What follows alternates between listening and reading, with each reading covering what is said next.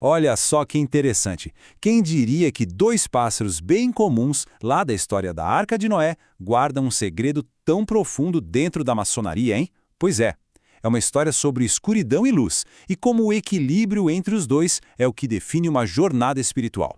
Quase todo mundo bate o olho e já reconhece o esquadro e o compasso, né? Mas o que talvez nem todo mundo saiba é que por trás desse símbolo existe um universo riquíssimo de alegorias. E uma das mais fascinantes que a gente encontra no grau de Nautas da Arca Real usa justamente a história do corvo e da pomba para ilustrar a jornada da alma. Então, aqui estão os nossos protagonistas, o corvo e a pomba. Na maçonaria, eles são muito mais do que simples pássaros. Eles são ícones que representam a dualidade fundamental do universo. Dá para pensar neles como os dois lados de uma mesma moeda espiritual, num embate que, na verdade, está sempre buscando equilíbrio. Então, vamos mergulhar na primeira metade dessa dualidade. A gente começa pela figura do corvo, que, olha, é bem mais complexa do que parece à primeira vista.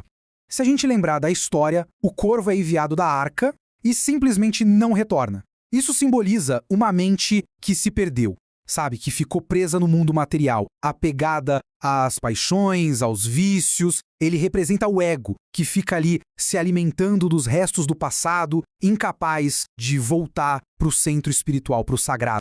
Mas a coisa fica ainda mais profunda. A simbologia do corvo se conecta diretamente com a antiga prática da alquimia. Ele não é só um símbolo de apego material, não. Ele também representa um passo que é crucial e mais, necessário na transformação. Essa fase é a nigredo, ou enegrecimento. É o primeiríssimo estágio da obra alquímica. É um momento de caos total, de confrontar a própria escuridão, as imperfeições. É a decomposição da chamada pedra bruta. E o ponto é, sem passar por essa escuridão que o corvo simboliza, não tem como encontrar a luz.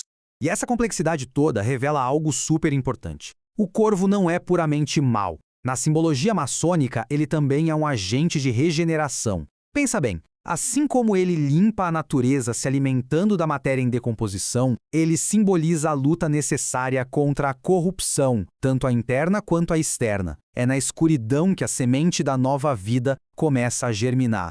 Agora, vamos ver como essa jornada de transformação continua, olhando para a contraparte do corvo, a pomba. Num contraste total com o corvo, a pomba volta para a arca.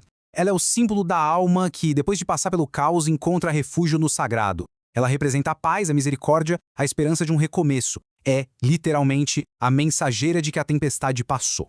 Indo ainda mais a fundo no simbolismo, a pomba está ligada a um conceito cabalístico, a Shekinah, que é a presença divina aqui no mundo. A chegada dela não é só um sinal de que tem terra firme por perto, mas é uma mensagem divina de que a harmonia entre o Criador e a criação foi restabelecida. A pomba também tem a ver com Tiferet, outro conceito cabalístico essencial que significa beleza e equilíbrio. O dilúvio foi um ato de rigor, de julgamento. A chegada da pomba sinaliza que a misericórdia prevaleceu e que a paz, que é a forma mais perfeita de equilíbrio, foi finalmente alcançada. E claro, não dá para esquecer do ramo de oliveira.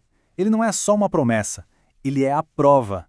É o sinal concreto de que a vida está brotando de novo, de que um porto seguro foi de fato encontrado.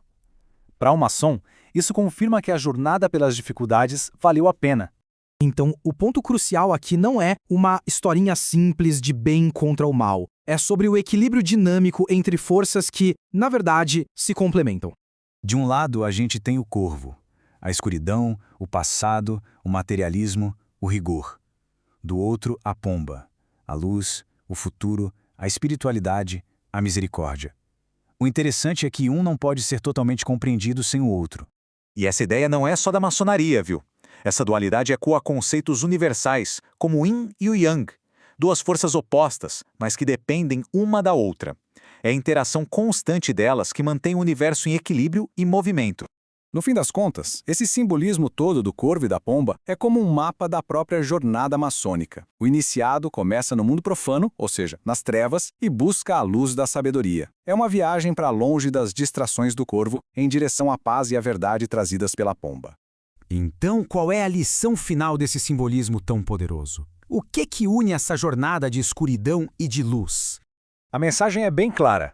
Para construir o próprio templo interior, o indivíduo precisa fazer uma escolha consciente. Abandonar os restos do ego, aquelas paixões materiais que o corvo simboliza, para poder abraçar a renovação espiritual e a harmonia que a pomba representa.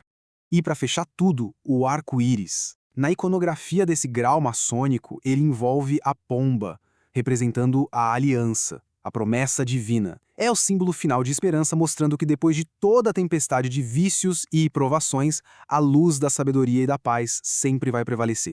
E isso tudo nos deixa com uma reflexão, né? Nas jornadas da vida, depois dos nossos dilúvios e tempestades particulares, que pomba retorna com um ramo de oliveira. Que sinal mostra que um porto seguro foi encontrado e que a paz foi finalmente restaurada. Obrigado pela companhia.